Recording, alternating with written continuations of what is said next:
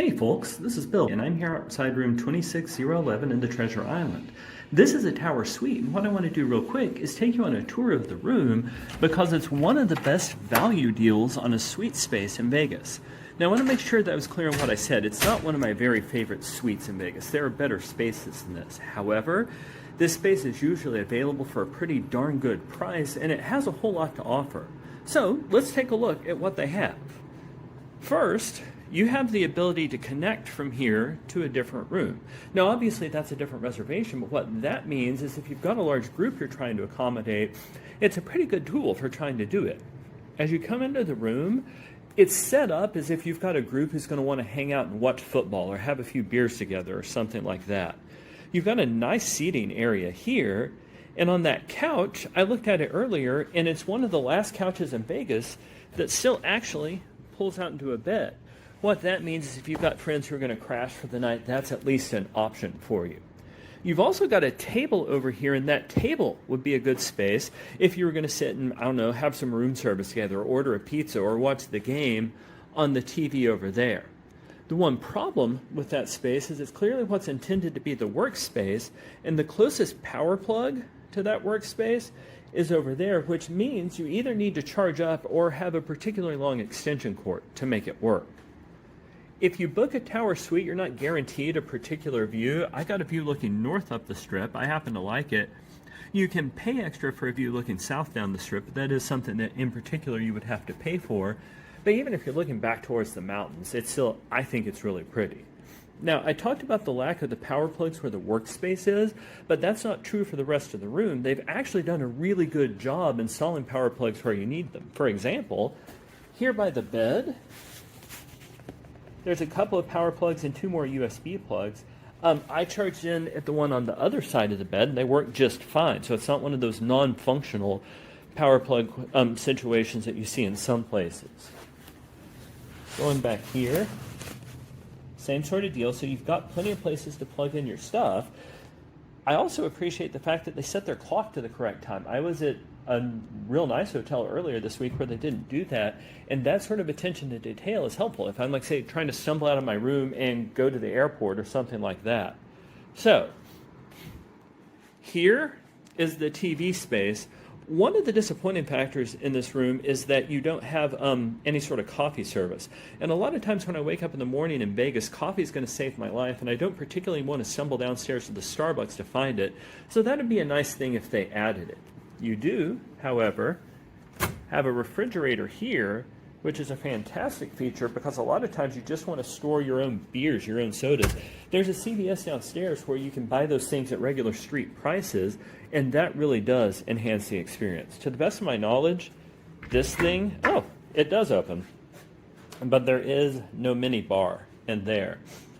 Here in this main section of the room, one of the only other things I'll notice is that the Wi-Fi is a little bit slow. It's adequate, but for free, all you get is like 5 megabytes down, and for that price, you have to provide them your email address so they can send you emails.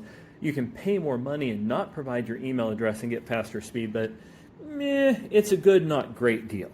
However, one of the things about this space which is amazing is that it has two bathrooms. Now, the Petite Suite has the same thing, and we've got a video of the Petite Suite on this channel, and we shot that several years ago now. But coming into the first bathroom, it's just a single vanity, but that doesn't really matter because you've got two entire bathrooms. You've got a real nice set of bathroom amenities to go with it. And I actually really like the Alexandra Spa stuff. That's who runs the spa downstairs, and it's a nice space. As you go here into the closet, you've got an extra set of sheets and pillows, decent closet space, and a safe. Normally, I don't like the hotel setup where the toilet's in the same room as everything else. However, again, you've got two whole bathrooms. It doesn't really matter.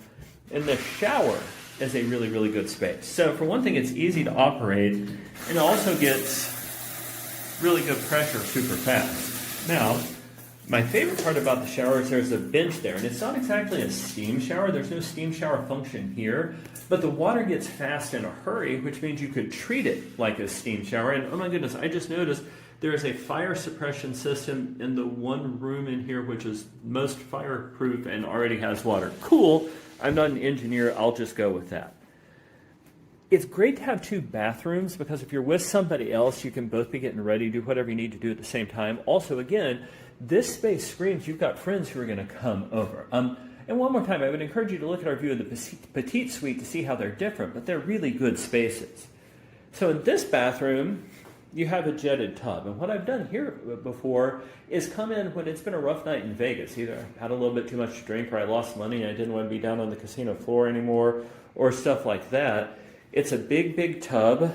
I haven't tried this particular one, but every time I've checked into this room class before, the jets actually work, and they are super, super simple to operate.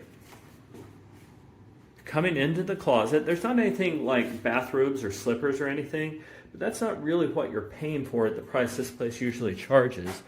It looks like the only safe is in the other room, but again, you have an iron and an ironing board. If you need a space to sit and get ready, you've got it. You've got another set of bathroom amenities. So that for the price, they do some stuff really, really well here. Now, there's a couple of places where this hotel is starting to show its age. For example, the individual climate control isn't a thermostat you can set. You essentially tell it you want it warm or cool and how hard to blast the air, which is great when I first checked in and wanted it to cool off in a hurry. That's not what I want all the time.